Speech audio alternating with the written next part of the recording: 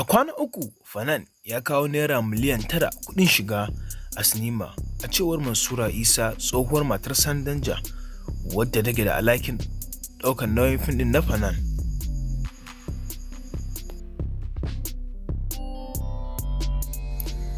Kamar yadda aka saba kallon fim a sinima, wanda masu shirya fina-finai na Hausa suke nunawa a cikin sinimu na cikin jihar Kano, domin ba masoyansu damar haɗuwa da su, domin a wajen kallon in sun zo za su kalli fim tare da su da kuma ƙara zumunci a tsakaninsu.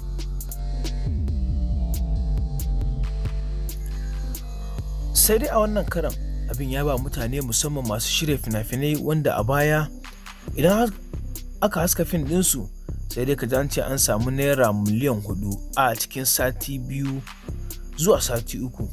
Sai dai a wannan ɓangaren da aka haska Fanan, fim ɗin wanda waƙarsa ta zagaye gari ciki da wajen ƙasar nan, wato Fanan.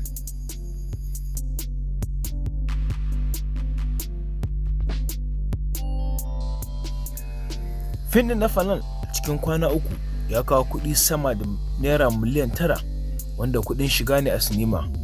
Samun wannan kuɗi ya zama babban tarihi matuƙa a Kannywood. Tsohuwar matar Sani Danja, Mansura Isa, ita ce ta wallafa a shafinta na yanar gizo.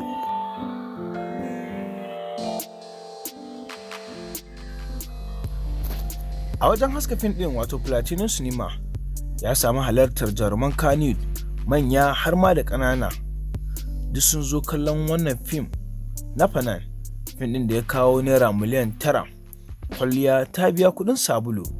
Idan wannan shine zuwanka na farko a tashar mu ta Kannywood a yau, dan na subscribe kana ka taba alamar ƙararrawa, yadda da mun ɗaura sabon shirye-shiryen mu na Kannywood a yau za a sanar da kai. Mun gode.